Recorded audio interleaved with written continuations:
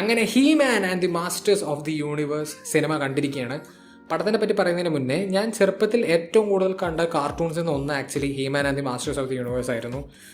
അത് എനിക്ക് പേഴ്സണലി ഞാൻ ഭയങ്കര ചെറുപ്പത്തിൽ കണ്ടതുകൊണ്ട് തന്നെ എനിക്ക് സത്യം പറഞ്ഞാൽ അത് എല്ലാം ഓർമ്മയുണ്ടോ എന്ന് വെച്ചാൽ ഇല്ല എന്ന് തന്നെ പറയുന്നത്. ഒരു ആകെ ഓർമ്മയുള്ളത് ഹീ മാൻ എന്ന് പറയുന്ന ക്യാരക്ടർ, സ്കെലിറ്റോർ എന്ന് പറയുന്ന ക്യാരക്ടർ. സ്കെലിറ്റോറിൻ്റെ മറ്റേ പല്ല് കെടുക്കൽ പരിപാടിയൊക്കെ എനിക്ക് ഓർമ്മയുണ്ട്. ബിക്കോസ് എനിക്ക് ഭയങ്കര ഇഷ്ടപ്പെട്ട ക്യാരക്ടർ ആയതുകൊണ്ട് തന്നെ ഞാൻ ആ ഒരു പരിപാടി എപ്പോഴും ചെയ്തുകൊണ്ടിരിക്കുകയായിരുന്നു.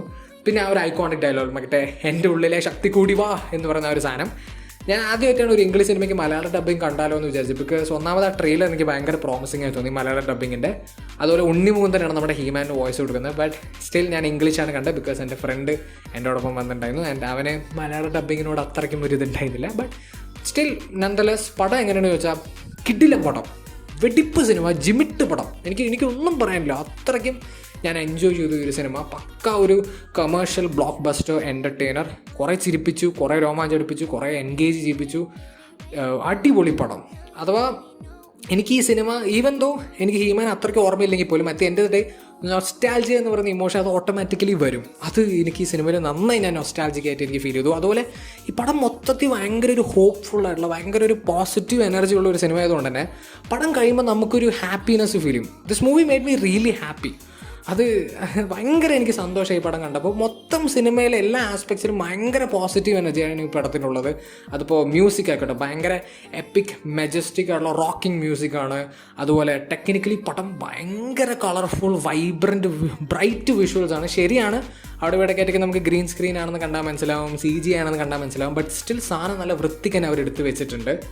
അതുപോലെ തന്നെ നിങ്ങൾക്ക് പറ്റുകയാണെങ്കിൽ ഈ സിനിമ ഒരു ഡോൾബി സിനിമ തിയേറ്ററിൽ കാണാൻ ശ്രമിക്കുക. ബിക്കോസ് ബ്ലാക്കൊക്കെ ബ്ലാക്ക് ആയിട്ടും വൈറ്റൊക്കെ വൈറ്റ് ആയിട്ടും കാണുമ്പോൾ അതൊരു വേറെ ലെവൽ എക്സ്പീരിയൻസ് ആയിരിക്കും ഈ ഒരു സിനിമയ്ക്ക്. അത്രയ്ക്കും ബ്രൈറ്റ് കളർഫുൾ വിഷ്വൽസ് ആണ് ഈ പടത്തിൻ്റെ. സോ പറ്റുകയാണെങ്കിൽ അങ്ങനെ ശ്രമിച്ചു നോക്കുക.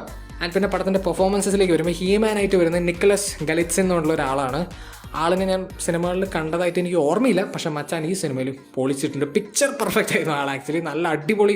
പടത്തെ കാസ്റ്റിംഗ് ഗംഭീരമുണ്ട് കേട്ടോ, എല്ലാവരും അടിപൊളിയായിരുന്നു. പിന്നെ കമീല മെൻഡസ് ആണ് നമ്മുടെ വാരിയർ ഗോഡസ്, അത് അടിപൊളിയായിരുന്നു. ഇഡ്രിസ് എൽബ പടത്തിലുണ്ട്, ഡങ്കൻ എന്ന് പറയുന്ന ക്യാരക്ടറായിട്ട് കിഡിലൻ. പിന്നെ നമ്മുടെ ജേഡ് ലെറ്റോ ആണ് നമ്മുടെ സ്കെലിറ്റോറിൻ്റെ ക്യാരക്ടർ ചെയ്തിരിക്കുന്നത്. അത് വേറെ ആര് ചെയ്താലും വലിയ വ്യത്യാസമില്ല, കാരണം അത്രയ്ക്കും ആളുടെ വോയിസ് എഡിറ്റ് ചെയ്തിട്ട് ആളിൻ്റെ വോയിസ് ആണെന്ന് പോലെ നേരെ മനസ്സിലാവണില്ല. ബട്ട് സ്റ്റിൽ മച്ചാൻ നന്നായിട്ട് തന്നെ ചെയ്തു വെച്ചിട്ടുണ്ട്. ആൻഡ് പെർഫോമൻസ് വൈസ് എല്ലാവരും നന്നായിരുന്നു. ബട്ട് എടുത്തു പറയേണ്ടത് പ്രൊഡക്ഷൻ ഡിസൈൻ, ആർട്ട് വർക്ക്, അതുപോലെ നമ്മുടെ കോസ്മെറ്റിക്സ്, പ്രോസ്തെറ്റിക്സ്, മേക്കപ്പ്, ആ പരിപാടികളാണ്. ബിക്കോസ് കാർട്ടൂണിനെ എടുത്തിട്ട് റിയൽ ലൈഫിലേക്ക് വെച്ച പോലെയാണ് അവർ പണി വെച്ചിരിക്കുന്നത്. അടിപൊളി വർക്ക് ഗൈസ്.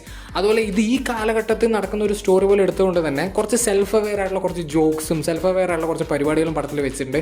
അതൊരിക്കലും പഴയ കാർട്ടൂൺ സീരീസിനെ ഡിസ്റെസ്പെക്റ്റ് ചെയ്യുന്ന ഒരു രീതിയിലേ അല്ല, ഭയങ്കര രസമായിട്ട് ഭയങ്കര നീറ്റായിട്ട് തന്നെ അവർ ഇംപ്ലിമെൻറ്റ് ചെയ്തിട്ടുണ്ട്. അതൊക്കെ എനിക്ക് ഭയങ്കര ഇഷ്ടമായി. പിന്നെ വളരെ ഒരു ബേസ് ലെവലിൽ പടം ഇമോഷണലി വർക്കാവുണ്ട്. അഥവാ ഈ പടം കണ്ട് ഞാൻ കരഞ്ഞ് ചത്തു എന്നൊന്നും അല്ല പറയുന്നത്, ബട്ട് ബേസിക് ആയിട്ടുള്ള ലെവലിൽ തന്നെ പടം ഇമോഷണലി വർക്ക് ആയതുകൊണ്ട് പടം മൊത്തത്തിൽ ഹുക്ക് ചെയ്തു, നമ്മളെ എൻഗേജ് ചെയ്യിപ്പിച്ച് പിടിക്കാനുള്ള ഒരു ശക്തി പടത്തിന് കിട്ടി. അതുകൊണ്ട് തന്നെ this is a pakka proper commercial blockbuster entertainer. Definitely നിങ്ങൾ ഹീമാൻ കണ്ട ഒരാളാണെങ്കിൽ നിങ്ങൾ ഈ സിനിമ പ്ലീസ് തിയേറ്റേഴ്സിൽ മിസ് ചെയ്യരുത്. നിങ്ങൾ ഹീമാൻ കണ്ട ആളല്ലെങ്കിൽ പോലും നിങ്ങൾക്ക് ഡെഫിനറ്റ്ലി തിയേറ്ററിൽ തന്നെ ചെക്കൗട്ട് ചെയ്യാൻ പറ്റുന്നൊരു കിഡിലൻ പടമായിട്ട് തന്നെയാണ് എനിക്ക് He-Man and the masters of the universe feel ചെയ്തത്. എനിക്ക് ആകെ ഉള്ളൊരു സങ്കടം, ഈ സിനിമ കണ്ടതിന് ശേഷം ഞാൻ വേറൊരു സിനിമ കണ്ടു. ഈ സിനിമ കണ്ടിട്ട് ജീവിതത്തിൽ വളരെയധികം പ്രതീക്ഷയോടെ തിയേറ്ററിൽ നിന്ന് പുറത്തിറങ്ങി എന്നെ കൊണ്ടുപോയിട്ട് ഉള്ള പ്രതീക്ഷയും കൂടി കളഞ്ഞ ഒരു സിനിമയായിരുന്നു അത്. പക്ഷേ ഞാൻ ഒരു മോശം കാര്യമായിട്ടല്ല പറയുന്നത്, ആ സിനിമയ്ക്ക് കൊടുക്കാൻ പറ്റുന്നതിൽ ഏറ്റവും വലിയൊരു കോംപ്ലിമെൻ്റ് അതാണ്. ഏതാണ് സിനിമ എന്ന് ചോദിച്ചാൽ ഒബ്സഷൻ എന്നുള്ള സിനിമയാണ്. ഞാൻ അതിനെപ്പറ്റി വലിയ റിവ്യൂ ഒന്നും ഇടാൻ പ്ലാനില്ല, ബിക്കോസ് പടം ഓൾറെഡി കുറച്ച് കാലമായി, എല്ലാവർക്കും പടത്തിനെ പറ്റി ഓൾറെഡി എല്ലാം അറിയായിരിക്കും. പക്ഷേ ഞാൻ എന്തുകൊണ്ടാണ് അതിനെ മെൻഷൻ ചെയ്യണമെന്ന് ചോദിച്ചാൽ, ഈ വർഷത്തിലെ എൻ്റെ ഫേവറേറ്റ് മൂവി ഏതാണെന്ന് ചോദിച്ചാൽ എനിക്ക് അതിനുള്ള ഒരു ഉത്തരം കിട്ടിയിരിക്കുകയാണ്, പുതിയൊരു ഉത്തരം. അത് ഒബ്സഷനാണ്. ഇതുവരെയ്ക്ക് അത് പ്രോജക്റ്റ് ഹെയിൽ മേരി എന്നുള്ള സിനിമയായിരുന്നു. ഇനി മുതൽ അങ്ങോട്ടേക്ക് അത് ഒബ്സഷൻ ആയിരിക്കും. അത്രയ്ക്കും അതിഗംഭീരമായിട്ടുള്ള ഒരു ഹൊറർ പടം. കുറേ കാലത്തിന് ശേഷമാണ് ഞാൻ ഒരു ഹൊറർ സിനിമ കണ്ടിട്ട് എനിക്ക് ഇങ്ങനത്തെ ഒരു എക്സ്പീരിയൻസ് കിട്ടിയത്.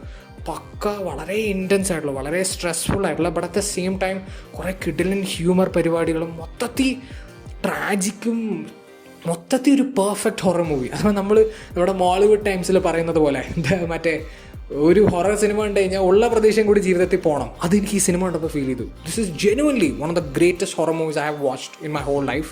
അത് ഒരു എപ്പിക്യൂ സ്ക്രീനിൽ ഹൗസ്ഫുൾ തിയേറ്ററിൽ എക്സ്പീരിയൻസ് ചെയ്യാൻ പറ്റും. അതൊരു ഗംഭീർ ഓഡിയൻസിൻ്റെ അവിടെ എക്സ്പീരിയൻസ് ചെയ്യാൻ പറ്റിയെന്ന് പറയുമ്പോൾ ദാറ്റ് വാസ് സംതിങ് എൽസ്.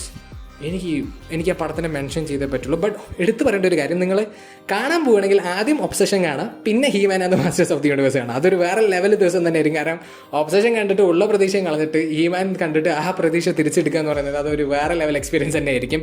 എന്തായാലും ഡെഫിനറ്റ്ലി നിങ്ങൾ 2 സിനിമ തിയേറ്ററിൽ തന്നെ ചെക്കൗട്ട് ചെയ്യാൻ നോക്കുക.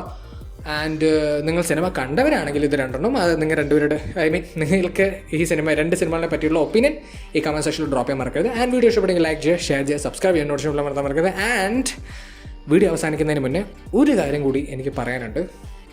ഇന്ന് മലയാളം ഫിലിം ഇൻഡസ്ട്രിക്ക്, മലയാളം സിനിമയ്ക്ക് അടുത്തൊരു ലെജൻഡിനെ നഷ്ടപ്പെട്ടിരിക്കുകയാണ്. വേറെ ആരുമല്ല, നമ്മുടെയൊക്കെ സ്വന്തം സലീം കുമാർ സർ. നമ്മളെ ചിരിപ്പിക്കുന്ന ഒരാൾ നമ്മളെ വിട്ട് പിരിഞ്ഞു പോകുമ്പോൾ അത് നമ്മൾക്ക് ക്രിയേറ്റ് ചെയ്യുന്ന ഒരു പെയിന് ഭയങ്കര ബിറ്ററായിരിക്കും. കാരണം ഇനി നമ്മളെ ചിരിപ്പിക്കാൻ അതുപോലെ നമ്മളോടൊപ്പം ചിരിക്കാനും ആ ആൾ ഉണ്ടാവില്ല എന്ന് പറയുമ്പോൾ അത് ഭയങ്കര പെയിൻഫുള്ളാണ് മാൻ. ആൻഡ് ആ ഒരു പെയിൻ ഞാൻ പേഴ്സണലി ഇപ്പോൾ എക്സ്പീരിയൻസ് ഉണ്ട്. ഐ തിങ്ക് എല്ലാവരും സലീം കുമാർ സാറിനെ കണ്ട് ആളിനെ പറ്റി അറിയാവുന്ന എല്ലാവർക്കും ആ ഒരു പെയിൻ ഫീൽ ചെയ്യുന്ന തന്നെയാണ് എൻ്റെ ഒരു വിശ്വാസം. എന്താണെങ്കിലും we will miss you forever, man. We will miss you. Rest in peace to another legend of Malayalam film history. That's it for me. I will see you guys in the next video. Bye bye.